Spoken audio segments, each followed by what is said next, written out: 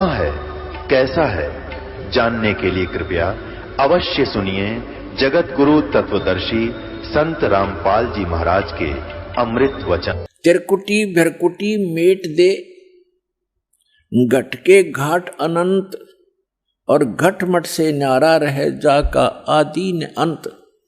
अब क्या बताते हैं कि जो तुम इस बॉडी में परमात्मा को देखने की चेष्टा करते हो, इसके अंदर परमात्मा का केवल प्रतिबिंब ही देख सकोगे। वो परमात्मा जहाँ रहता है वो स्थान भिन्न है। वहाँ जाने की विधि भी उस सूक्ष्म वेद में वर्णित है, अन्य किसी ग्रंथ में नहीं है। नैनो मद निरखत रहे अवगत नाम कबीरे, बेड़ा पार लगाए हूँ सुरत सरोवर तीरे। दो नैनों बिच कमल है उजल हिरंबर धामे, शेष शेष पुन रटत हैं जिन्होंने पाया वो राम। शेष 88 ना गए 2400 पर चोखे, 3300 पर तलब है कोई बकरा कोई भूखे। शेष 88 ना गए 2400 पर चोखे, 3300 पर तलब है कोई बकरा कोई भूखे। अब क्या बताते हैं परमात्मा? गरीबदास जी कह रहे हैं परमात्मा की महिमा के जिस स्थान पर हमने पहुंचना है, जहां जाने के बाद साधक को कोई जरा और मरण कष्ट नहीं रहता, वहां किसी चीज का अभाव नहीं है, वो सुख सागर है। वहां जाने की जो साधना है वो या तो परमात्मा स्वयं आकर बताते हैं या उन महापुरुषों को प्राप्त थी जिनके विषय में दास ने अभी आपके सामने उनके शुभ नाम बताए। लेकिन उन महापुरुषों को हमने महत्व नहीं दिया। उस समय जिस समय वो प्रगट थे, उनके जाने के बाद भले ही हम ढेर सारे अनुयायी भी बन गए, लेकिन जो रहस्य उन छुपा गए वो अपने अमृतवाणियों में अब एफिडेविट बना गए, लिख गए, उनको वो खुद ही समझ सकते हैं, उसमें कोड वर्ड होते हैं। उसके बाद उनके जाने के बाद बहुत ज्यादा अनुयायी भी बन गए, लेकिन उनके उन संकेतों को नहीं समझ सके। उन महापुरुषों ने क्या कहना चाहा था समाज ने स्वीकार किया नहीं। देख सकते हैं आप आदरणीय नानक साहिब जी के उसमें कितने अनुयायी थे जब वो वर्तमान में थे, बहुत ही नाम मात्र थे। उनके जाने के बाद आप देख रहे थे करोड़ों की संख्या में शिष्य बन गए। अब वो उस समय अगर वर्तमान थे, उस समय कोई पूछने वाला ढंग से उनसे अर्ज करते तो वो रहस्य बता देते, लेकिन उस समय हम उनकी कीमत को समझ नहीं सके। ऐसे ही कबीर परमेश्वर आए थे, उस समय लोगों ने परमात्मा को समझा नहीं, वहां की जनता ने, तो परमात्मा अपना कोड वर्ड लिख कर चले गए। ऐसे ही गरीबदास साहिब जी को, मुल्कदास साहिब जी को, दादू साहिब जी को मिले, उस समय उनकी कोई किसी ना पूछने की मैं तो नहीं दिया, जिस कारण से वो अपने कोड वर्ड छुपा कर चले गए। अब उन सभी सांकेतिक शब्दों को, उन अद्भुत रहस्यों को उजागर करने की बुद्धि इस दास को दी कबीर भगवान ने। तो सभी सदग्रंथों की, सभी महापुरुषों के को जो शुभ संकेत हैं और रहस्य में संकेत है, उनको बताने के लिए इस दास पर मेहर करी है, और वो आपको अब रूबरू कर रहा है, इसका लाभ उठाओ। अब क्या बताते हैं कि जो ज्ञान परमात्मा स्वयं आकर बताता है वो है मूल ज्ञान, तत्व ज्ञान, और उसको ना समझकर ये 88,000 ऋषि कहते शेष 88 ही ना गए और 2400 पर चौखे। 88,000 ऋषि माने जाते हैं सनातन धर्म के अनुसार, और 24 अवतार माने जाते हैं। 25वां अभी आना शेष है। तो ये बता रहे हैं कि आप बात करते हो अपनी इन साधनाओं से पार होने की, वो 88,000 ऋषि नहीं पहुंचे, और ये 24 अवतार भी उस स्थान को प्राप्त नहीं कर सके। और 33 करोड़ देवता माने जाते हैं। कहते 33 पर तलब है, कोई बकरा कोई बोक है। सुर नर मुनि जन 33 करोड़ी, बंदे सभी निरंजन डोरी। ये 33 करोड़ देवता ये सब काल की डोर से बंधे हुए हैं, इनको यथार्थ ज्ञान नहीं। अपनात्मा अब यहां एक बहुत बड़ा जो है बहुत बड़ी शंका पैदा हो जाती है भक्त को कि 88,000 ऋषि ऐसे महापुरुष कहलाते हैं और वो भी पार नहीं हुए।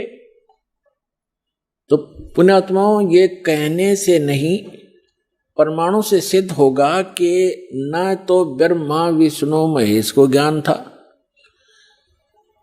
और ऋषियों को तो होगा कहां, क्योंकि ब्रह्मा जी से ही ज्ञान प्राप्त है इनको। अब एक शब्द दास ने परमात्मा की अमर वाणी से, गरीबदास जी की वाणी से बोला है कि 88 नहीं गए और 2400 पर चौक, 3300 पर तलब है, कोई बकरा कोई बोक। यानी 33 करोड़ देवता, 88,000 ऋषि, 24 अवतार जो अभी तक आ चुके, ये मोक्ष प्राप्ति नहीं कर सके। क्यों नहीं कर सके? क्योंकि इनके पास अध्यात्म ज्ञान नहीं था, वो तत्व ज्ञान नहीं था जो श्रीमद् भगवद गीता अध्याय नंबर 4 के श्लोक नंबर 32 में कहा है कि सच्चिदानंद घन ब्रह्म की वाणी में वो अमृत ज्ञान, वो तत्व ज्ञान है जो उन्होंने अपने मुख कमल से बोला है। उसमें विस्तार के साथ साधना लिखी है, यज्ञ यानी धार्मिक अनुष्ठानों की जानकारी बताई है। उसको जानने के बाद मोक्ष प्राप्ति होगी। चौथे अध्याय के 34वें श्लोक में गीता ज्ञानदाता कहता है कि अर्जुन, उस तत्व ज्ञान को जो सच्चिदानंद घन ब्रह्म की वाणी में लिखा है, उस तत्व ज्ञान को तू तत्वदर्शी संतों से जाकर समझ, उनको दंडोत प्रणाम करने से, कपट छोड़कर सरलतापूर्वक प्रश्न करने से वो तत्वदर्शी संत तुझे उस तत्व ज्ञान का उपदेश करेंगे। तो इससे सिद्ध है कि गीता ज्ञान दाता भी उस तत्व ज्ञान से अपरिचित है, और तत्व ज्ञान से अपरिचित है तो मोक्ष कहां से होगा उनका? तो ये अंडरस्टूड है पुण्यात्माओं कि अभी तक इन ऋषि महर्षियों और इन देवताओं को कख भी पता नहीं था अध्यात्म मार्ग का। केवल डरे डोते रहे, सिद्धियां प्राप्त कर लेते, आकाश में उड़ जाने की, पृथ्वी के ऊपर चलने की, सागर को पी जाने की। ये तो अपना जीवन नाश करने के एक चमत्कार हैं, और मोक्ष प्राप्ति के लिए वो मंत्र जो उसका आधार है वो इनको प्राप्त नहीं हुआ। अब इसका प्रमाण देखते हैं। श्री ब्रह्मा जी से ज्ञान प्राप्त है इन सभी ऋषि महर्षियों को, और ब्रह्मा जी को कितना ज्ञान है?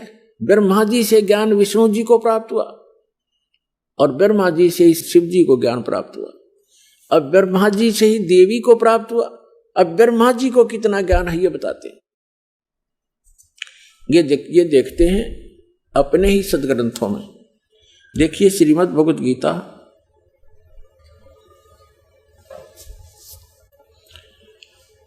और ये सचित्र मोटा टाइप, ये यहां से प्रकाशित है। इसके कौन है संपादक? हनुमान प्रसाद पोदार चमनलाल गोस्वामी, और ये गीता प्रेस गोरखपुर से प्रकाशित है।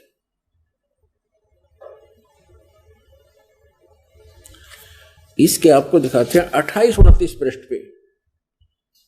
ये है पहला स्कंद, संक्षिप्त देवी भागवत देवी पुराण, और 28 पृष्ठ पे यहां Vyas ji, writer of the all Purana and Veda, Narad ji ने कहा, महाभाग व्यास जी, तुम इस विषय में जो पूछ रहे हो ठीक यही प्रश्न मेरे पिताजी ने भगवान श्री हरि से किया था। देवादिदेव भगवान जगत के स्वामी हैं, लक्ष्मी जी उनकी सेवा में उपस्थित रहती हैं, दिव्य कौस्तुभ मणि उनकी शोभा बढ़ाती है, वे शंख चक्र गदा लिए रहते हैं, पीतांबर धारण करते हैं, 4 भुजाएं हैं, वक्ष स्थल पर श्री वत्स का चिन्ह चमकता रहता है, वे चराचर जगत के आश्रय दाता है, जगत गुरु एवं देवताओं के भी देवता हैं, ऐसे जगत प्रभु भगवान श्री हरि यानी विष्णु जी महान तप कर रहे थे, उनकी समाधि लगी थी। यह देखकर मेरे पिता ब्रह्मा जी को बड़ा आश्चर्य हुआ। अतः उन्होंने उनसे जानने की इच्छा प्रकट की। ब्रह्मा जी ने पूछा, प्रभु आप देवताओं के अध्यक्ष, जगत के स्वामी, भूत भविष्य एवं वर्तमान के सभी जीवों के एकमात्र शासक हैं। भगवान, फिर आप क्यों तपस्या कर रहे हैं और किस देवता के आराधना में ध्यान मगन है? मुझे असीम आश्चर्य तो ये हो रहा कि आप देवेश्वर एवं सारे संसार के शासक होते हुए भी समाधि लगाए बैठे हैं।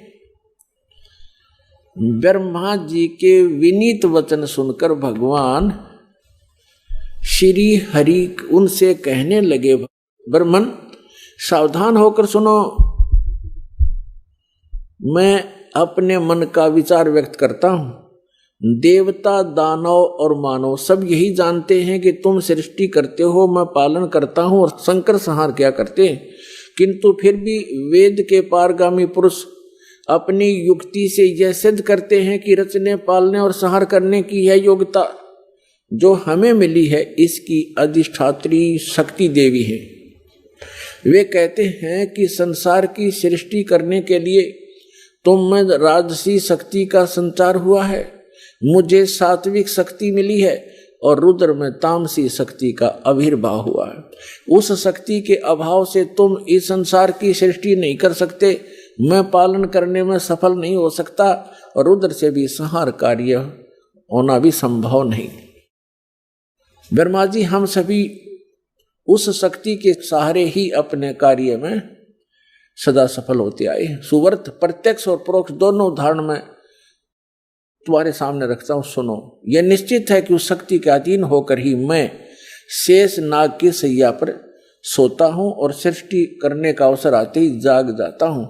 मैं सदा तप करने में लगा रहता हूं, उस शक्ति के शासन से कभी मुक्त नहीं रह सकता। कभी अवसर मिला तो लक्ष्मी के साथ सुखपूर्वक समय बिताने का सौभाग्य प्राप्त होता है। मैं कभी तो दानों के साथ युद्ध करता हूं, अखिल जगत को भय पहुंचाने वाले दैत्यों के विकराल शरीरों को शांत करना मेरा परम कर्तव्य हो जाता है। फिर यहां बताया है, मुझे सब प्रकार से शक्ति के यानी दुर्गा के अधीन होकर रहना पड़ता है। उन्हीं भगवती शक्ति का यानी दुर्गा जी का मैं निरंतर ध्यान किया करता हूं, मैं उसी की भक्ति करता हूं, साधना करता हूं। ब्रह्मा जी, मेरी जानकारी में, मेरे स्पिरिचुअल नॉलेज में इन भगवती शक्ति से यानी दुर्गा जी से बढ़कर दूसरा कोई देवता नहीं, भगवान नहीं। अपने आत्मा श्री ब्रह्मा जी, श्री विष्णु जी, नारद और व्यास जी के ज्ञान के सतर का अपना पता लग गया कि ब्रह्मा जी तो श्री विष्णु जी को सर्वेश्वर, सब जगत का रचनहार, सब का पालनहार बता रहा है, और विष्णु जी कह रहे हैं मैं तो दुर्गा से ऊपर कोई भगवान नहीं मानता, दुर्गा ही सब कुछ है और मैं उससे ऊपर किसी भगवान से, किसी देव से परिचित नहीं हूं, उससे ऊपर कोई शक्ति ही नहीं है। आ गया सत्र श्री विष्णु जी के ज्ञान का, और इन्हीं से ज्ञान प्राप्त अब श्री शंकर जी को। अपने आत्मा श्री देवी जी कैसा ज्ञान रखती हैं, उनके पास ले चलते हैं आपको। ये देखिएगा 562 पृष्ठ पर 7वां स्कंद, इसी पवित्र पुराण का 7वां स्कंद, संक्षिप्त देवी भागवत 562 पृष्ठ पे। देवी का द्वारा हिमालय को ज्ञानोपदेश, देवी जी हिमालय राजा को ज्ञान बता रही है और ब्रह्म के विषय में जानकारी दे रही है, ब्रह्म स्वरूप का वर्णन। श्री देवी जी कहने लगी, पर्वतराज, पहले तो अपने विषय में बताया, फिर कहा है उस ब्रह्म का क्या स्वरूप है यह बतलाया जाता है, जो प्रकाश स्वरूप सबके अत्यंत समीप में स्थित हृदय रूप गुहा में स्थित होने के कारण गुहाचर नाम से प्रसिद्ध और महान पद अर्थात परम प्राप्य है। वह समस्त प्रजा के ज्ञान से परे है, अर्थात किसी की बुद्धि में आने वाला नहीं है, यह तुम जानो। जो परम प्रकाश रूप है, जो सूक्ष्म से भी अत्यंत सूक्ष्म है, जिसमें संपूर्ण लोक और उन लोकों में निवास करने वाले प्राणी सचित हैं, वही ये अक्षर ब्रह्म है, वही सबके प्राण है, वही सबकी वाणी है और वही सबके मन है, वह यह परम सत्य और अमृत अविनाशी तत्व है।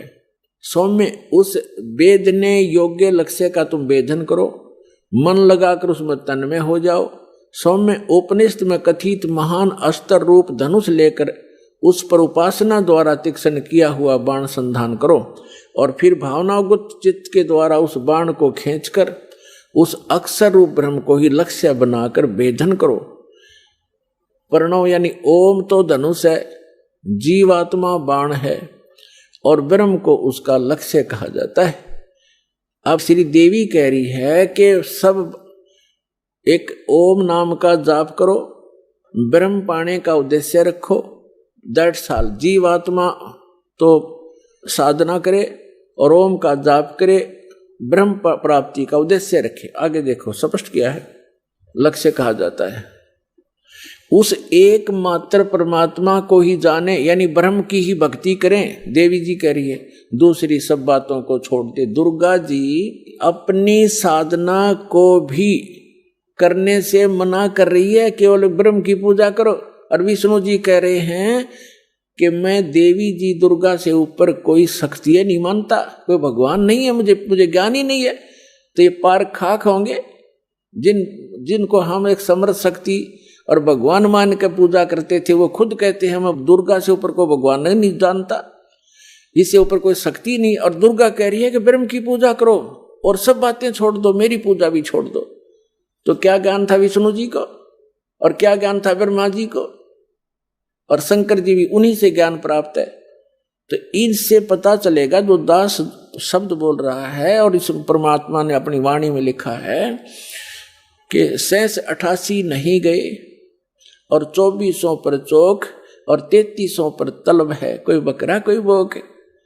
सुर नर मुनिजन 33 करोड़ी सुर देवता, और ये 33 करोड़ मुनिजन सब 33 करोड़ देवता ये काल के बंधे हुए हैं, इनको ऊपर का ज्ञान नहीं है। यही इसी की सत्य असत साधना जो इनके सत्र की उसको कर करके अपना जीवन यही व्यतीत कर रहे हैं। अब दुर्गा जी क्या बता रही है, उस एकमात्र परमात्मा को ही जाने, दूसरी सब बातों को छोड़ दे। यही अमृत रूप परमात्मा के पास पहुंचाने वाला पुल है। संसार समुद्र से पार होकर अमृत स्वरूप परमात्मा को प्राप्त कराने का यही सुलभ साधन है। जिस प्रकार रथ यहां आते हैं, इस आत्मा का ओम के जप के साथ ध्यान करो ब्रह्म का, और इससे अज्ञान में अंधकार से सर्वथा परे और संसार समुद्र से उस पार जो ब्रह्म है उसको पा जाओगे। ओम का जाप करो, ब्रह्म पाने का उद्देश्य रखो, उस ब्रह्म को पा जाओगे, तुम्हारा कल्याण हो। और वो कहाँ रहता ब्रह्म? यह सबका आत्मा ब्रह्म लोक रूप दिव्य आकाश में स्थित है।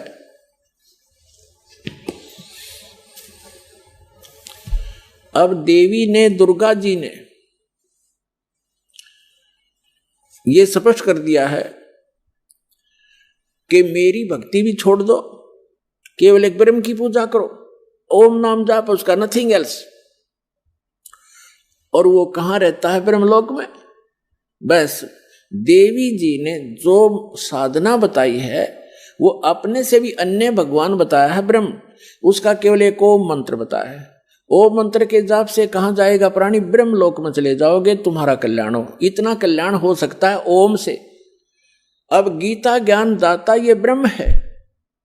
गीता अध्याय नंबर 8 के श्लोक नंबर 13 में गीता ज्ञान दाता कहता है ओम इति एकाक्षरम ब्रह्म व्यवहारण मामनुसमरण ये परियाति तदंदेहम सयाति परमाम गति।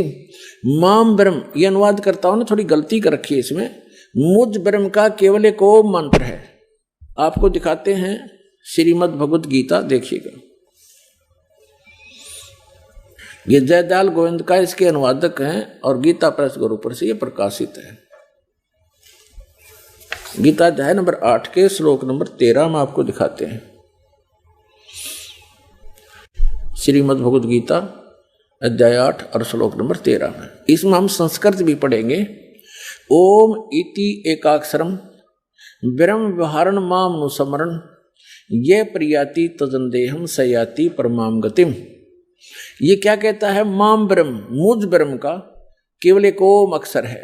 ओम यह एक अक्षर है, नथिंग एल्स। उच्चारण करके सिमरण करता हुआ ये प्रियाति तजंदेहम, जो शरीर त्याग कर जाता है ओम नाम का सिमरण करता हुआ, सयाति परमाम गतिम, वह है ओम से मिलने वाली परम गति को प्राप्त होता है। ये श्री देवी जी ने देवी पुराण में स्पष्ट कर दिया है। ओम नाम का जाप करने वाला ब्रह्म की साधना करता है, ब्रह्म को प्राप्त होता है, वो ब्रह्म लोक में रहता है। अब श्रीमद् भगवद गीता अध्याय नंबर 8 के श्लोक नंबर 16 में कहा है कि ब्रह्मलोक में गए हुए साधक भी फिर लौटकर पुनरावर्ती आते हैं, उनकी जन्म मृत्यु होती है, वो मोक्ष प्राप्त नहीं कर सकते, पूर्ण मोक्ष प्राप्ति नहीं कर सकते। देखिएगा श्रीमद् भगवद गीता अध्याय नंबर 8 के और श्लोक नंबर 16 में, हे अर्जुन, ब्रह्मलोक पर्यंत सब लोग पुनरावर्ती में हैं। यहां देखना, इन स्टार लगा रखा है, इस पे स्टार यहां है। अर्थात जिनको प्राप्त होकर यानी ब्रह्मलोक में जाकर पीछे संसार में आना पड़े, ऐसे पुनरावर्ती कही गई है। ब्रह्मलोक पर्यंत यानी ब्रह्मलोक तक जितने भी लोक हैं, उनमें गए हुए प्राणी वहां जाकर वापस आते हैं। और ये सिद्ध होगा। अब यहां थोड़ा सा ये अज्ञानी विचलित कर देंगे आपको कि इसमें ये लिखा आगे कि मुझे प्राप्त होकर पुनर्जन्म नहीं होता, गीता ज्ञानदाता कहता है। यहां ये अनुवाद गलत किया इन्होंने, देखिएगा, क्योंकि ये कंसेप्ट क्लियर करना पड़ेगा। अब गीता अध्याय नंबर 8 का श्लोक 16 पढ़ रहे हैं हम। हे अर्जुन, ब्रह्मलोक पर्यंत सब लोग पुनरावर्ती में हैं। पुनरावर्ती माने वहां जिनको प्राप्त होकर पीछे संसार में आना पड़े, ऐसे लोग हैं ये। परंतु यहां लिखा, परंतु हे कुंती पुत्र, मुझको प्राप्त होकर पुनर्जन्म नहीं होता। अब यहां अनुवाद गलत किया है ना, विद्यते का अर्थ लिख दिया होता। विद्य माने एक, देखो विद्य जो विद्यता माने है, विद धातु से बना है ये विद धातु। विद माने जानना होता है, न विदते माने जो ये नहीं जानते कि ब्रह्मलोक में गए हुए प्राणी भी पुनरावर्ती में होते हैं, वो मुझे प्राप्त होकर भी पुनर्जन्म को प्राप्त करते रहते हैं। अर्जुन, इसका अर्थ ये बनता है, इन्होंने गलत कर रखा है। इसका अर्थ ये बनता है जो ये नहीं जानते कि ब्रह्मलोक में गए हुए प्राणी भी पुनरावर्ती में हैं, वहां गए हुए भी उनका पुनर्जन्म होता ही है, तो वो मुझे प्राप्त होकर भी, मेरी साधना करके भी वो पुनरावर्ती में ही हैं, उनका पुनर्जन्म है। अर्जुन, जो ये नहीं जानते, ये देखो फिर आप समझ में आएगा आपको। ये लिखा है, आ ब्रह्म भुवनाथ लोका पुनरावर्ती ने अर्जुन। यह कहता है कि माम उपेते तू कौनते पुनर्जन्म, मुझे प्राप्त होकर पुनर्जन्म है। न विदते माने जो ये नहीं जानते कि आ ब्रह्म भुवनाथ लोका पुनरावर्ती ने अर्जुन। माम उपेते तू कुंते पुनर्जन्म, मुझे प्राप्त होकर तो अर्जुन पुनर्जन्म ही होता है। जो ये नहीं जानते, जो ये नहीं जानते कि मुझे प्राप्त होकर भी पुनर्जन्म होता है, क्योंकि मैं ब्रह्मलोक में रहता हूं और ब्रह्मलोक में गए प्राणी पुनरावर्ती में हैं, तो उन साधकों का भी पुनर्जन्म होता है। जो ये नहीं जानते कि ब्रह्मलोक में गए हुए प्राणी पुनर्जन्म में आते हैं, मुझे प्राप्त होकर भी वो पुनर्जन्म ही प्राप्त करते हैं। इसका ये अर्थ है सीधा सा। यदि ये इनका अर्थ माने कि मुझे प्राप्त होकर पुनर्जन्म नहीं होता, ये खुद कहता गीता ज्ञानदाता अध्याय नंबर 4 के श्लोक नंबर 5 और 9 में। देखिएगा, ये है श्रीमद् भगवद गीता अध्याय नंबर 4 है, इसका मंत्र नंबर 5 यहां से प्रारंभ होता है और इसका यहां अनुवाद है, हे परंतम अर्जुन मेरे और तेरे बहुत से जन्म हो चुके हैं। गीता ज्ञानदाता कहता है कि हे परंतम अर्जुन मेरे और तेरे बहुत जन्म हो चुके हैं, उन सबको तू नहीं जानता, मैं जानता हूं। और यहां देखो अध्याय 4 के मंत्र 9 में कहा है कि अर्जुन मेरे जन्म और कर्म दिव्य हैं, अलौकिक हैं। यानी जन्म और मृत्यु तो होता ही है गीता ज्ञानदाता का। अध्याय नंबर 2 के श्लोक नंबर 12 में देखिएगा, ये देखो श्रीमद् भगवद गीता और श्लोक नंबर ये 12, इसमें कहा कि न तो ऐसा है कि मैं किसी काल में नहीं था, अथवा तू नहीं था, अथवा ये राजा लोग नहीं थे, और न ही ऐसा है कि इससे आगे हम सभी नहीं रहेंगे। इसे सिद्ध है कि गीता ज्ञानदाता कहता है कि तेरे और मेरे पहले भी जन्म हुए हैं और आगे भी होते रहेंगे। अब गीता अध्याय नंबर 2 के श्लोक नंबर 17 में गीता ज्ञानदाता कहता है कि अविनाशी तो वो है जिसने सारे ब्रह्मांडों की रचना की, उसको मारने में कोई सक्षम नहीं है। देखिएगा अध्याय नंबर 2 और श्लोक नंबर 17, इसमें कहा कि नाश रहित तो उसको जान जिससे यह संपूर्ण जगत व्याप्त है। इस अविनाशी का विनाश करने में कोई भी समर्थ नहीं है। इसे सिद्ध है गीता ज्ञानदाता से कोई अन्य है सक्षम और समर्थ और अविनाशी परमात्मा।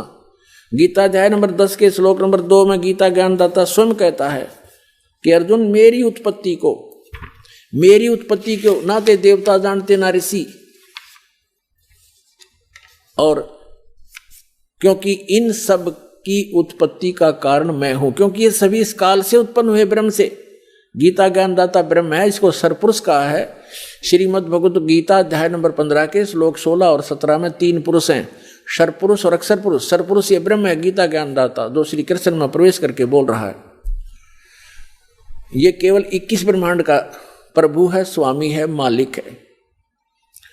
और अक्षर पुरुष ये 7 संग ब्रह्मांड का स्वामी है, 7 संग ब्रह्मांड का, इतना ही वो मालिक है, स्वामी है, प्रभु है। और गीता अध्याय नंबर 15 के श्लोक नंबर 17 में कहा कि उत्तम पुरुष है तू अन्य। उत्तम पुरुष यानी श्रेष्ठ परमात्मा, पुरुषोत्तम तो कोई और है इन दोनों से, सरपुरुष और अक्षर पुरुष से, और वही परमात्मा कहलाता है। परमात्मा इति उदाहरत है, उत्तम पुरुष तु अन्य परमात्मा इति उदाहरत है। यह लोक तरम आविश्य विभर्ति अवैश्वर है, जो तीनों लोकों में प्रवेश करके सबका धारण पोषण करता, वो है विनाशी भगवान। तो यहां गीता ज्ञानदाता अध्याय नंबर 10 के श्लोक नंबर 2 में कहता है कि मेरी उत्पत्ति को, यानी उत्पत्ति तो हुई है इसकी। देखो श्रीमद् भगवद गीता 10वां अध्याय है श्रीमद् भगवद गीता का, और ये श्लोक नंबर 2, इसमें कहा कि मेरी उत्पत्ति को, प्रभव माने उत्पन्न होना, मेरी उत्पत्ति को न देवता लोग जानते हैं न महर्षि जानते हैं। मेरी उत्पत्ति को न तो देवता लोग जानते हैं न महर्षि जानते हैं, क्योंकि मैं सब प्रकार से देवताओं का और महर्षियों का आदि कारण हूं, यानी इनकी उत्पत्ति मेरे से हुई है। ये आप सृष्टि रचना जो दास ने बहुत बार सुनाई है, उससे आप आसानी से समझ सकते हैं। अब इससे सिद्ध हो गया कि गीता ज्ञानदाता ब्रह्म है और इसकी जन्म मृत्यु होती है।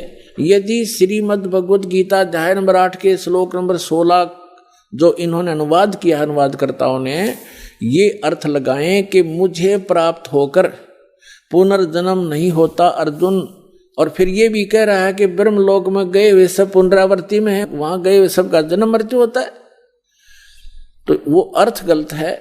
वास्तविकता ये है कि गीता ज्ञानदाता कहता है मैं ब्रह्म हूं, मेरा ओम नाम है, और ओम नाम के जाप से जो मोक्ष होता है वही परम गति मेरे सतर की है। उसके विषय में श्री देवी जी ने स्पष्ट कर दिया है 7वें स्कंद में 562 पृष्ठ पे, सचित्र मोटा टाइप, गीता प्रेस गोरखपुर से प्रकाशित में। देवी हिमालय को कह रही है कि ओम नाम का जाप करो, ब्रह्म पाने का उद्देश्य रखो, इससे तुम्हारा कल्याण हो जाएगा और वहां चले जाओगे, उसको प्राप्त हो जाओगे। वो कहाँ रहता है? ब्रह्मलोक में रहता है। और यहां भी 8वें अध्याय के 13वें श्लोक में गीता ज्ञानदाता कहता है मुझ ब्रह्म का केवल एक ओम मंत्र है, नथिंग एल्स। और ओम नाम का जाप करके उससे मिलने वाली जो परम गति उसको प्राप्त होगे। 8वें अध्याय के 16वें श्लोक में लिखा है कि ब्रह्मलोक में गए हुए प्राणी भी पुनरावृत्ति में है, उनका जन्म मृत्यु होता है। इति सिद्ध। अब गीता ज्ञानदाता अपने भी जन्म मृत्यु बताता है, तो उसके साधक के भी जन्म मृत्यु सदा बने रहेंगे, और सदा जन्म मृत्यु बना रहेगा तो वो जीव सुखी नहीं हो सकता, उसको परम शांति नहीं हो सकती। इसलिए गीता ज्ञानदाता अपने से अन्य उस समर्थ और अविनाशी परमात्मा की शरण में जाने को कह रहा है। श्रीमद् भगवत गीता अध्याय नंबर 18 के श्लोक नंबर 62 में गीता ज्ञानदाता कहता है, अर्जुन तू सर्वभाव से उस परमेश्वर की शरण में जा, यानी कोई अन्य है वो। ये देखिएगा श्रीमद् भगवत गीता अध्याय 18 का और श्लोक नंबर हम 62 पढ़ेंगे।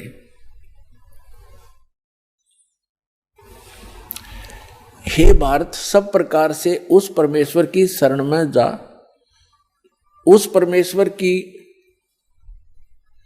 कृपा से ही तू परम शांति को और सनातन परम धाम को प्राप्त होगा।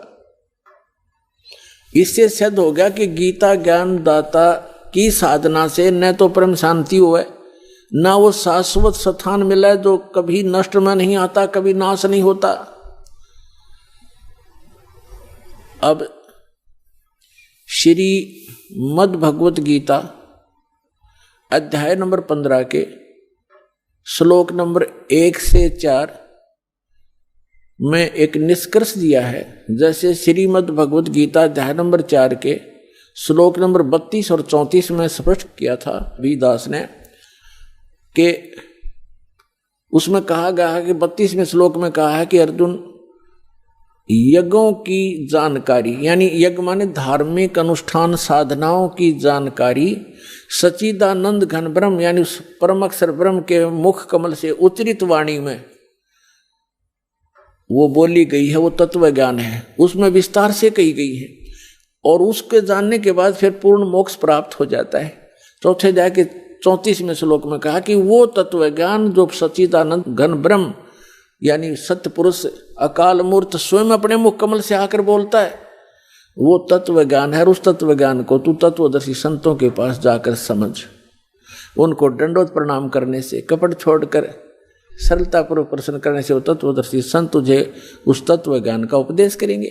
इसे सिद्ध हो गया कि गीता ज्ञानदाता अपने से अन्य किसी परमात्मा के बारे में जानकारी दे रहा है, और उस ज्ञान से वो गीता ज्ञानदाता भी परिचित नहीं है।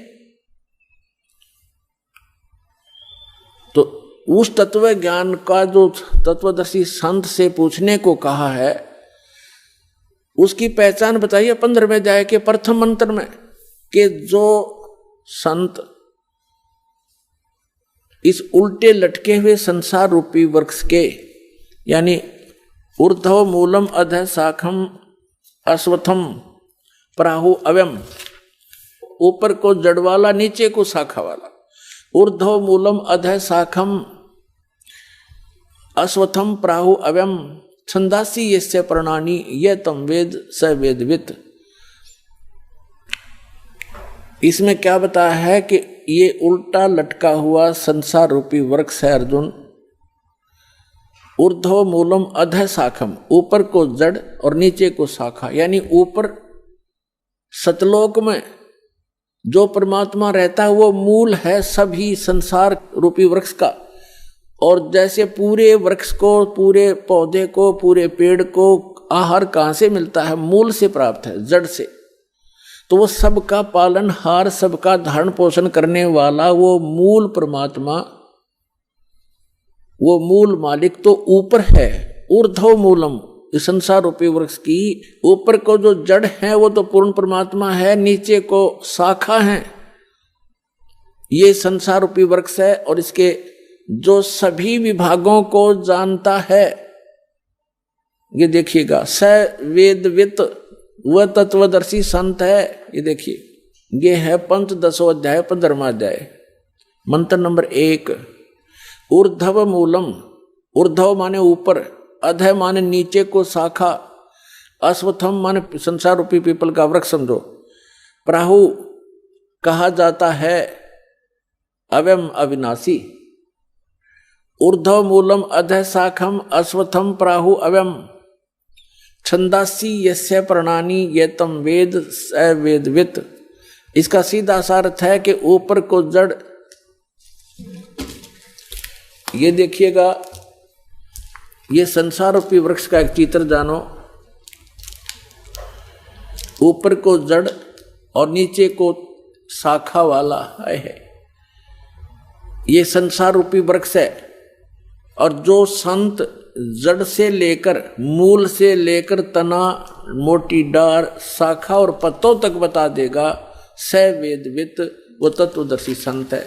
अभी दास ने सत्संग के प्रारंभ में कहा था, तुम साहेब तुम संत हो, तुम सतगुरु तुम हंस, गरीब दास तेरे रूप बिना और न दूजा अंश। रामानंद जी ने कहा था कि हे परमात्मा, तुम साहेब तुम संत और तुम सतगुरु तुम हंस हो। सतगुरु माने तत्व ज्ञान, यथार्थ ज्ञान बताने वाले भी आप ही हो। तो उस परमात्मा ने, सच्चिदानंद घन ब्रह्म ने अपनी अमृतवाणी में इन सभी सदग्रंथों का ज्ञान पहले ही बोल रखा है। सतगुरु के लक्षण कहूँ मधुरे बैन विनोद, 4 वेद 60 शास्त्र वो कहे 18 बोध। सतगुरु के लक्षण, सतगुरु की एक पहचान ये भी है कि सभी सदग्रंथों का ज्ञाता होता है वो। तो वो परमात्मा स्वयं ही थे। 600 वर्ष पहले कहा था, अक्षर पुरुष एक पेड़ है, सर पुरुष वाकी डारे, तीनों देवा शाखा हैं ये पात रूप संसार। खुद भगवान ने अपने द्वारा रची सृष्टि को आप ही बताया था कि अक्षर पुरुष एक पेड़ है। अभी दास ने बताया था गीता अध्याय नंबर 15 के श्लोक 16 और 17 में 3 पुरुष हैं, सर पुरुष, अक्षर पुरुष और परम अक्षर पुरुष। तो यहाँ परमात्मा ने अक्षर पुरुष से शुरू किया, क्योंकि जो मूल मालिक है वो परम अक्षर ब्रह्म है। वो तो जड़ है संसार रूपी वृक्ष की, वो गुप्त होता है। जड़ें हिडन होती हैं, पृथ्वी में छुपी रहती है और सब काम वहीं से हो रहा है। तो ऐसे वो परमात्मा तो प्रोक्ष है, गुप्त है। उसने, परमात्मा ने अपने को छोड़कर इस वाणी में अक्षर पुरुष, ज्योत निरंजन सर पुरुष और तीनों देवता रजगुण ब्रह्मा सतगुण विष्णु तमगुण शिव जी और पत्तों की जानकारी इस वाणी में दिया। क्या कहा है कबीर? अक्षर पुरुष एक पेड़ है। ये देखो, अक्षर पुरुष एक पेड़ है, सरपुरुष कहो इसको, निरंजन कहो, सरपुरुष वा की डार और तीनों देवा शाखा है पात रूप संसार। तो वो परमात्मा सतगुरु थे और खुद वो सत्ता ज्ञान देने के लिए आते ही आते हैं, ये वेद बताते हैं। अब उन्होंने क्या बताया है देखिएगा, परमात्मा ने यहां से स्टार्ट किया है, अपने को छुपा कर कहा है अक्षर पुरुष एक पेड़ है, जो जमीन से बाहर दिखाई देता है सारा वृक्ष कहलाता है। अक्षर पुरुष एक पेड़ है, ये तना, ये सर अक्षर पुरुष समझो, और सर पुरुष वा की डार, ये मोटी डार, और तीनों देवा शाखा हैं पाते रूप संसारे। अब यहां परमात्मा ने स्पष्ट कर दिया, अपने को छुपा दिया कि वो मूल मालिक तो है ही, वो दास भेज दिया ये बताने के लिए कि वो जड़ कौन है, वो परम अक्षर ब्रह्म है। ये देखिएगा इस चित्र के अंदर ही ये लिखा है स्पष्ट, ये देखो, ये मूल है, पूर्ण ब्रह्म कहो, परमेश्वर कहो, और ये है परम अक्षर ब्रह्म, ये परम अक्षर ब्रह्म है। ये जड़ जो है ये परम अक्षर ब्रह्म को समझो, ये मूल है उस संसार रूपी वृक्ष की। और वो है कौन? ये देखिएगा इधर, पूर्ण ब्रह्म कबीर साहेब, ये कबीर परमेश्वर परम अक्षर ब्रह्म है। ये है संसार रूपी वृक्ष की जड़, और ये अक्षर पुरुष एक पेड़ है, सरपुरुष वा की डार और तीनों देवा शाखा है ये पात्र। अब हम आते हैं श्रीमद् भगवद गीता के अध्याय नंबर 15 के श्लोक नंबर 1 पर। ऊर्ध्व मूलम अधः शाखम। गीता ज्ञान दाता ने केवल इतना बताया है, ऊपर को जड़ नीचे न शाखा वाला इस उल्टा लटका हुआ संसार रूपी वृक्ष समझो, पीपल का वृक्ष रूप। और छंदासी यस्य प्रणानी, यस्य माने इसके, छंद माने विभागों को, सब भागों को, पार्ट्स को, यह तम वेद, इसके पत्ते आदि जो छंद हैं, इसके विभाग हैं, उनको जो जानता है, उस अज्ञान अंधकार में छपे हुए इस संसार रूपी वृक्ष के सभी विभागों को जो जानता है, स वेदवित, वह वेद के तात्पर्य को जानने वाला है, वो तत्वदर्शी संत है। देखना पंचदशों अध्याय 15वां अध्याय श्रीमद् भगवद गीता का। आदि पुरुष परमेश्वर मूल वाले। अब यहां इन्होंने गड़बड़ कर दिया, यहां तो ठीक लिख दिया, यहां लिख दिया अधः शाखम, ब्रह्मा रूप मुख्य शाखा वाले, ये गलत कर दिया। अधः माने नीचे शाखा वाले लिखना था। अब देखो ये 2 नंबर मंत्र है गीता का 15वें अध्याय का, इसमें अधः 2 बार लिखा है अधः, और इसका अनुवाद इन्होंने किया यहां पर। देखो अधः माने नीचे और अधः माने नीचे, तो यहां शर्मा गए ये, इनका ज्ञान तो था। और ऊर्ध्व माने ऊपर, ऊर्ध्व माने ऊपर, सर्वतर नहीं ऊपर, ऊर्ध्व माने ऊपर, ऊर्ध्वम ऊपर, ऊपर जड़ और नीचे अधः माने नीचे। तो यहां प्रथम मंत्र में 15वें अध्याय का अब यहां लिखना था ऊर्ध्व मूलम, ऊपर को मूल वाला, वो आदि पुरुष परमेश्वर हो तो ठीक है, परम अक्षर ब्रह्म है, ऊपर मूल तो उसकी संसार रूपी वृक्ष की। और अधः शाखम, ये नीचे को शाखा वाला, जैसा भी आपको दिखा था, ये है ये ऊर्ध्व मूलम अधः शाखम। अब गीता ज्ञान दाता ने केवल इतना ज्ञान दिया है कि ऊपर न जड़ और नीचे को शाखा वाला, दैट्स ऑल। ये उल्टा लटका हुआ ये संसार रूपी वृक्ष जानो। अब इस और जो इसके सब विभाग बताएगा सवेदवित, वो तत्वदर्शी संत है। ये देखना पंचदशों अध्याय 15वां अध्याय का और मंत्र नंबर 1। ऊर्ध्व मूलम अधः शाखम अश्वत्थम प्राहु अव्यम छंदासी यस्य प्रणानी ये तम वेद सवेदवित। इसके पत्तों, प्रणानी माने पत्ते, आदि पुरुष परमेश्वर मूल वाले, यह लिखना था नीचे शाखा वाले, ऊपर को जड़ वाला नीचे शाखा वाला। संसार रूपी पीपल के वृक्ष को अविनाशी कहते हैं। और वेद, छंद माने वेद नहीं होता, छंद माने विभाग भी होता है, छंद जिसके पत्ते कहे गए, इसका अर्थ है। और उस संसार रूप वृक्ष को जो मूल सहित जड़ से लेकर पत्तों तक तत्व से जानता है, स वेदवित, वह वेद के तात्पर्य को जानने वाला है, अर्थात वो तत्वदर्शी संत है। यह पहचान बताती है। अब परमात्मा ने स्वयं आकर बताया है कि अक्षर पुरुष एक पेड़ है, सरपुरुष वाकी डार और तीनों देवा शाखा, ये पात रूप संसार। वो मूल कौन है? वो खुद मालिक जो रचने वाला है।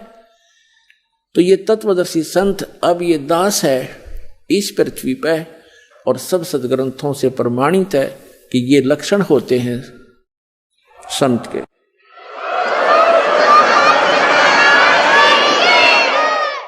अब इसमें क्या बताया है 15वें अध्याय के 3-4 में स्पष्ट कर दिया है कि जिस समय वो तत्वदर्शी संत मिल जाए और वो तत्व ज्ञान बतावेगा, उस तत्व ज्ञान रूपी शस्त्र के द्वारा इस अज्ञान रूप उलझी हुई गुत्थी को काटकर, अर्थात अच्छी तरह समझकर, उसके पश्चात परमेश्वर के उस परम पद की खोज करनी चाहिए, जहां जाने के बाद साधक फिर लौटकर कभी संसार में नहीं आते। गीता ज्ञानदाता कहता है मेरे भी जन्म मृत्यु और तेरे भी अर्जुन। तो जब तक जन्म मृत्यु है तब परम मोक्ष नहीं हो सकता, वो परम शांति प्राप्त नहीं हो सकती, शाश्वत स्थान नहीं मिला उनको। अब देखिएगा यहां गीता ज्ञानदाता कहता है 15वें अध्याय के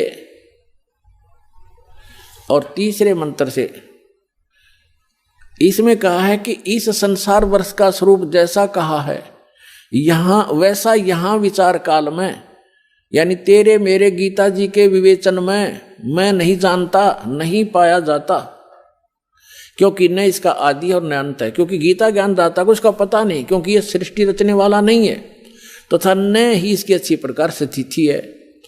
इसलिए इस सुविरूढ़ मूलम, अति दृढ़ मूल वाले, ये गलत है, अति दृढ़ मूल वाले यानी ऊपर का जो लोक है, जहां परमात्मा रहता है, वो जहां से सबका धारण पोषण करता है, जो मूल है सबका, वो लोक दृढ़ है, वो अविनाशी स्थान है। सतलोक, अलखलोक, अगम लोक और अकय लोक, जिसको अनामी लोक भी कहती, वो तो सुदृढ़ मूल है।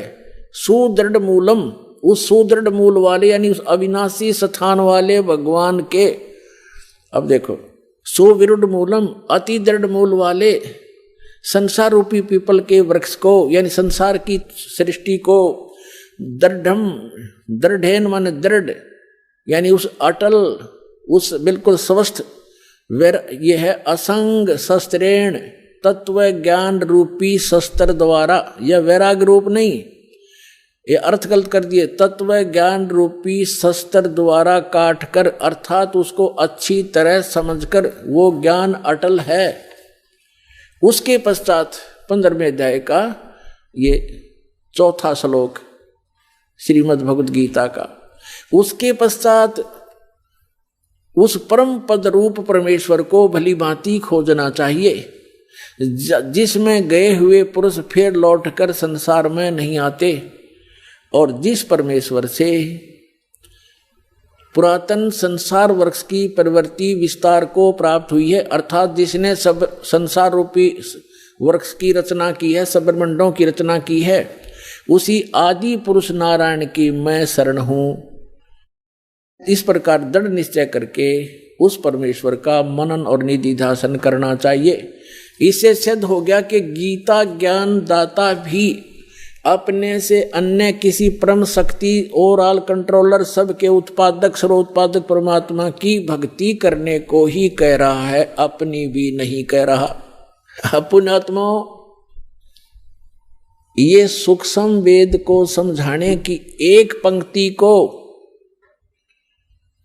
आपके हृदय में जचाने के लिए कि 88 नहीं गए और 2400 पर चोखे, 3300 पर तलब है, कोई बकरा कोई भूखे। एक पंक्ति को समझाने के लिए आज 2 घंटे का सत्संग चल रहा है।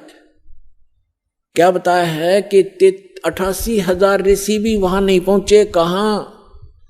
श्रीमद् भगवद गीता अध्याय नंबर 18 के श्लोक नंबर 62 में कहा कि अर्जुन, तू सर्वभाव से उस परमेश्वर की शरण में जा, उस परमेश्वर की कृपा से ही तू परम शांति को और सनातन शाश्वतम स्थानम, उस अमर लोक को प्राप्त होगा, सत्यलोक को प्राप्त होगा। सत्य माने शाश्वत, सदा रहने वाला।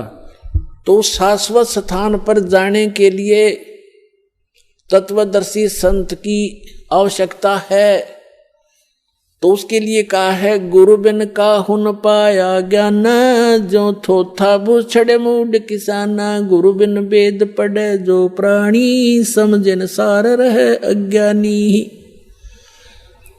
अब आज के सत्संग में यही निर्णय किया जा रहा है कि जिन महापुरुष ऋषि महर्षियों को हम बड़े विद्वान और परमात्मा प्राप्त समझा करते थे, वो तो इन विष्णु और शंकर भगवान को समर शक्ति बताते रहे और दुर्गा की भक्ति की साधना बताते रहे, और वही भगवान ब्रह्मा और विष्णु और शंकर और देवी को कितना ज्ञान है ये आपके रूबरू हुआ।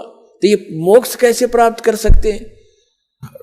88 नहीं गए, 88,000 भी वहां नहीं गए शाश्वत स्थान पर, और ये 24 अवतार भी नहीं गए। ये विष्णु जी के अवतार हैं, और विष्णु जी कहते हैं मैं दुर्गा से ऊपर किसी को जानता ही नहीं, ये भगवान है मेरे लिए, तो इससे ऊपर कोई देव नहीं। और दुर्गा कह रही है कि ब्रह्म की साधना करो और सब मेरी भी पूजाएं छोड़ दो, उसका ओम नाम है, वो ब्रह्म लोक में रहता है, वहां चले जाओगे तुम्हारा कल्याण हो। और ब्रह्म कहता है कि ब्रह्म लोक में गए हुए प्राणी, गीता अध्याय नंबर 8 के श्लोक नंबर 16 में और गीता अध्याय नंबर 8 के श्लोक नंबर 13 में अपना मंत्र बताता है कि मुझ ब्रह्म का केवल एक ओम मंत्र है, इससे वो परम गति होगी जो ब्रह्म लोक प्राप्ति होगी, वो भी अंतिम सांस तक साधना करने वाले की। और ब्रह्म लोक में गए हुए प्राणी भी जन्म मृत्यु में आते हैं। अब वो खुद कहता है कि उस परमेश्वर की शरण में जा, जिसकी कृपा से तू परम शांति को और सनातन परम धाम को प्राप्त होगा। और 15वें अध्याय के 4थे श्लोक में स्पष्ट कर दिया है कि जहां जाने के बाद साधक फिर लौटकर कभी संसार में नहीं आते। और गीता ज्ञानदाता कहता है कि मैं भी जन्म मृत्यु हूं और तेरी भी जन्म मृत्यु। तो पुण्यात्माओं, इस एक कंसेप्ट को क्लियर करने के लिए कि सूक्ष्म वेद में जो लिखा है वो सारा सत्य है, लेकिन हमने असत्य ग्रहण कर रखा था, इसलिए हमारे सत्य हमें अच्छा नहीं लगा, सुहाया नहीं। उस सत्य को सत्य ग्रहण कराने के लिए आपके हृदय में इसको स्थान बनाने के लिए ये इतना सत्संग करना पड़ रहा है। अब क्या निष्कर्ष निकला? इन जितने भी अज्ञानी हैं, आचार्य हैं, शंकराचार्य हैं, या जितने भी ब्राह्मण गुरु हुए हमारे, या विश्व के जितने आज तक महापुरुष संत गुरु पद हुए हैं, जिन महापुरुषों को परमात्मा मिले उनको छोड़कर, वो तो आपको मैंने दास ने नाम गिना ही दिए, और कोई एक आधा भूल चूक रहेगी होगी, वो मैं उनसे अपरिचित नहीं हूँ, उनको अवश्य मिले होंगे, उनको ज्ञान अवश्य होगा। तो इनके अतिरिक्त किसी के पास यथार्थ ज्ञान नहीं, यथार्थ भक्ति विधि नहीं, तो ये मोक्ष कैसे प्राप्त करेंगे? आज का प्रसंग यही चल रहा है कि गुरु बिन काहु न पाया ज्ञान, जो थोथा भूषण मूड किसाना, गुरु बिन वेद पढ़े जो प्राणी, समझ न सारे रहे अज्ञानी। ये सारे ज्ञानी थे। सुर नर मुनि जन 33 करोड़ी, बंदे सभी काल की डोरी। ये 33 करोड़ देवता, ये सुर मुनि ऋषि महर्षि, कहते हैं सारे काल की डोरी का बंधे रहते। और ये जितने भी आज तक के आचार्य शंकराचार्य हमारे हुए हैं धर्मगुरु, इनसे पूछिएगा कि गीता अध्याय नंबर 18 के श्लोक नंबर 62 में गीता ज्ञानदाता अपने से अन्य किस परमेश्वर की शरण में जाने को कह रहा? तो ये क्या हमें मीठी गोली दिया करते थे? अपने ही बारे में कह रहे हैं श्री कृष्ण ही, श्री कृष्ण से ऊपर कोई भगवान नहीं, स्वयं कृष्ण भगवान, स्वयं भगवान श्री कृष्ण भगवान स्वयं, ये सब कुछ अपने बारे में कह रहे। इनमें अकल है कोई?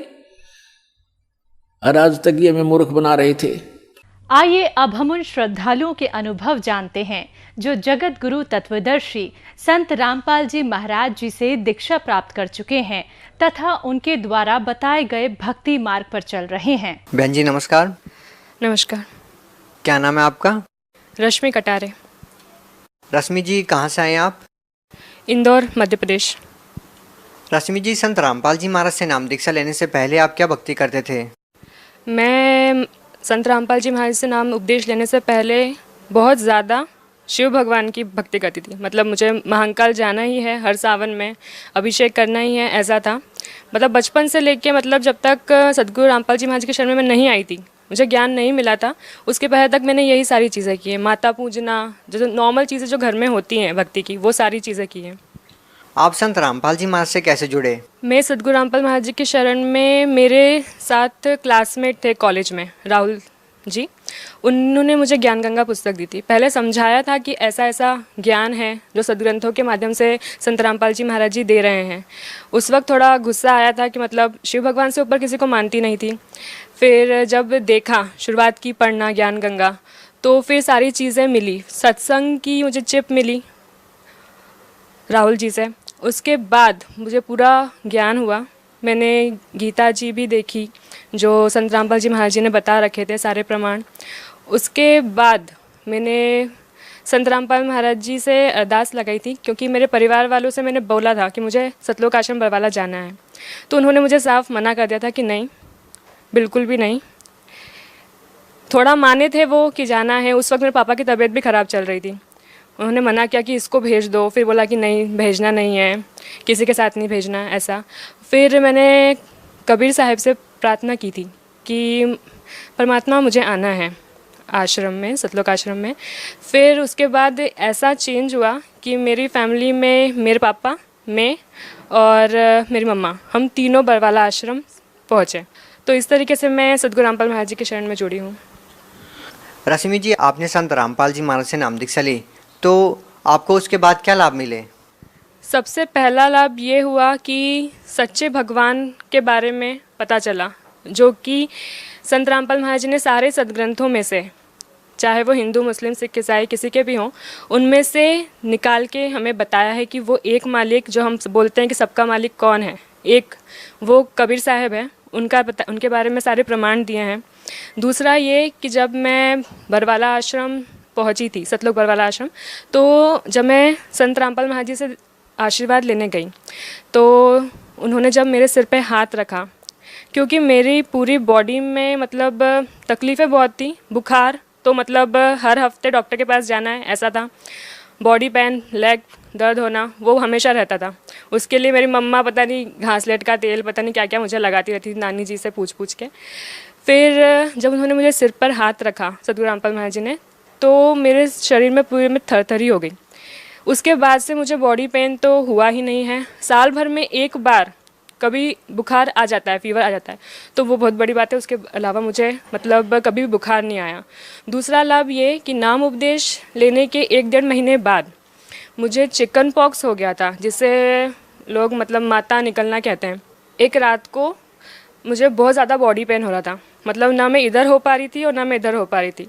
इस कारण से मतलब मैंने कबीर साहब की बहुत महिमा सुन रखी थी, जो भी मतलब उनके आश्रम में लोग जाते हैं, है ना, तो उसी कारण मैंने गुस्से में उनसे बोल दिया कि आपकी तो इतनी महिमा मैंने सुन रखी है कबीर साहब, तो वो कष्ट जो मुझे हो रहा है वो हट क्यों नहीं रहा, वो दर्द मुझे हो रहा है, मैं सो नहीं पा रही हूँ, मुझे सोना है। इतने ही मैंने बोला था गुस्से में और मेरी आंखें बंद हो गई। उसके थोड़ी सी देर बाद जब मैंने आंखें खोली हैं तब मुझे सामने कबीर साहब दिख रहे हैं, बहुत नूरी, बहुत सुंदर। मैं मतलब बता नहीं सकती हूँ कि वो कितने सुंदर दिखते हैं।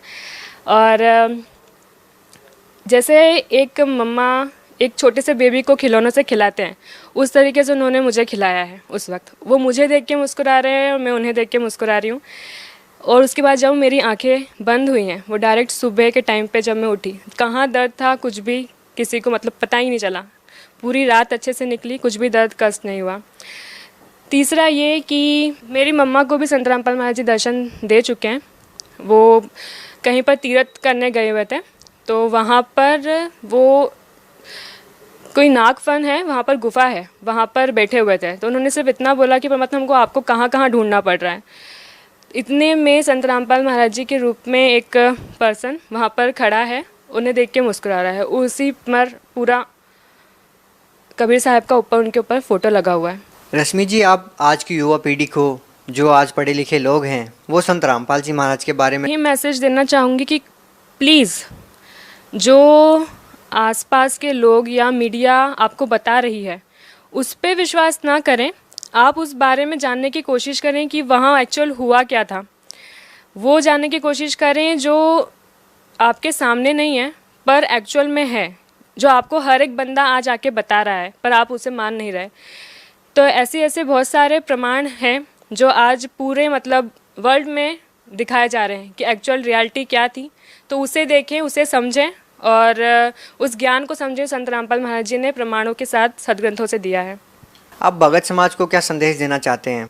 मैं भक्त समाज को यही संदेश देना चाहूँगी कि जितने भी ज्ञान संत रामपाल महाराज जी ने दिया है, जितने भी ग्रंथों से, शास्त्रों से, गीता से, वेद से, सबसे दिया है, उसको अपने ही ग्रंथों में जो आपके घर में रखे हैं, आपने सिर्फ रीड करा है तो समझा नहीं, तो उसे देखें, उसे मिलाएं जो वो बता रहे हैं और फिर निर्णय लें कि वो सही कह रहे हैं या गलत। तो आपको ही वो चीज़ क्लियर हो जाएगी कि वो सही है या गलत है। आपको किसी से पूछने की ज़रूरत नहीं है।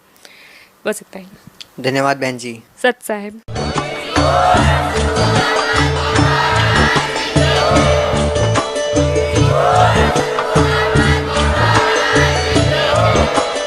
आप सुन रहे थे जगत गुरु तत्वदर्शी संत रामपाल जी महाराज जी के मंगल प्रवचन। अधिक जानकारी के लिए विजिट कीजिए हमारी वेबसाइट www.jagatgururampalji.org। संत रामपाल जी महाराज